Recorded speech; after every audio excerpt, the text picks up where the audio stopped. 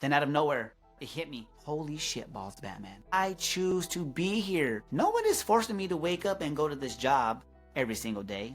I was trading my time for the money, and if I wasn't happy, that was on me. Not my manager, not my coworkers, it was on me. Don't you put that on me, Bobby. I was trying to put it on Bobby, or whoever the fuck he's talking about. That night I asked myself some tough questions. Why am I placing all the blame on others? What part of me keeps showing up to this chaos every single motherfucking day? And if my outer world reflects my inner world, what inside me needs healing? Then it hit me like a ton of bricks. If I didn't heal this, it wouldn't matter if I quit or found another job. The same issues would just follow me like a stage 5 clinger. The wrong we were taught when something like this. You gotta struggle hard and life's a bitch. She threw you as a shovel to dig your own ditch. But looking back at my life, I wouldn't change shit. The world is divided into a billion pieces. What up, what up, what up? Welcome back to Sundays in the Shadows, a space for the bold, the brave, and the unfuckwittable. I am Mark Sanchez, and I'm here to remind you that you're not alone in the fuckery. Last week, we talked about what shadow work is and why it's a game changer. Today, I want to share a pivotal moment in my own shadow journey, the moment that I realized I was the common denominator in my own misery. Yes, I was the common denominator in my shitty life.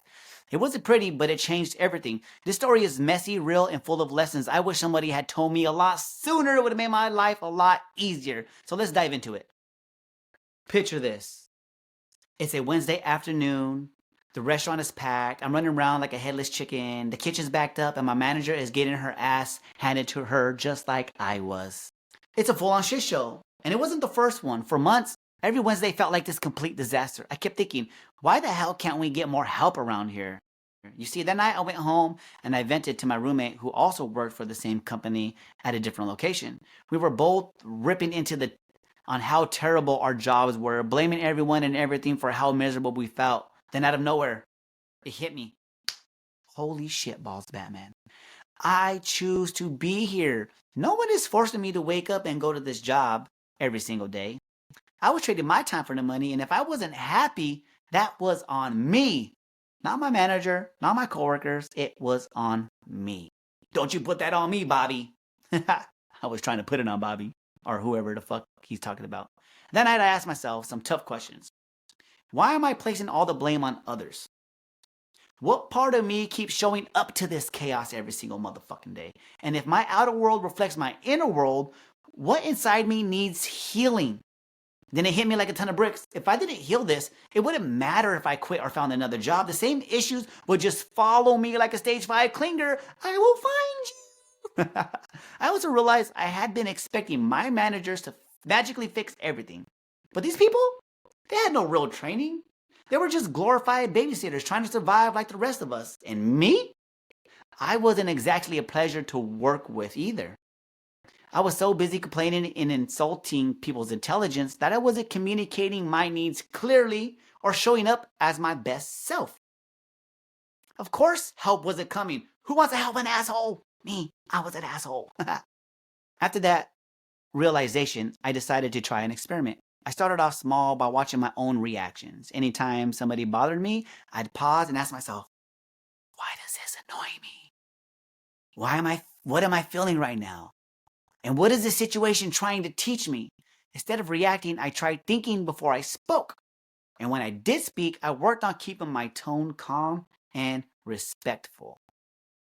I also started giving compliments instead of letting my bad thoughts spill out. I am king of that shit.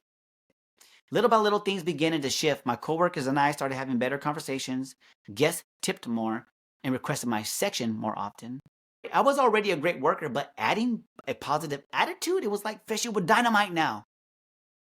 My suggestions at work started being taken more seriously, and get this, my needs actually starting to get met. It turns out one good apple can inspire a whole bunch to level the fuck up. Good job, Darko. Here's what helped me the most during this phase of my journey. First, remembering that I chose to be in this situation. No one was forcing me to stay, and taking ownership of that choice shifted everything.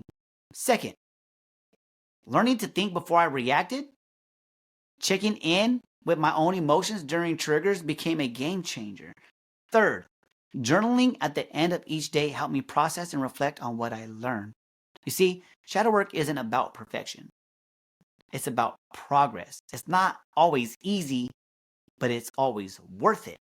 This week, I want you to try a little experiment of your own. When something annoys you or triggers you, pause and ask yourself, why does this bother me?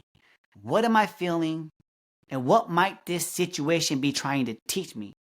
Write what comes up and reflect on it at the end of the day. You might be surprised at what you learn. Next week, we'll dive into common myths about shadow work and why it's not as scary as it sounds. Until then, keep noticing, keep reflecting, and keep growing. Thank you for joining me today. If this episode resonated with you, share it with somebody who might benefit from it also. Don't forget to subscribe and leave a review so we can keep building this space together. Until next Sunday, laugh when it's ridiculous, cry when it's real, and heal because you're worth it. And also remember, nobody's coming to save you. It's up to you to learn how to fish yourself out of the fuckery. Love ya.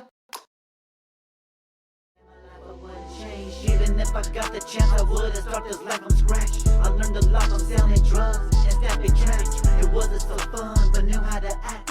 Since I was young, I was surrounded by thugs. This is what they plan for me and my worst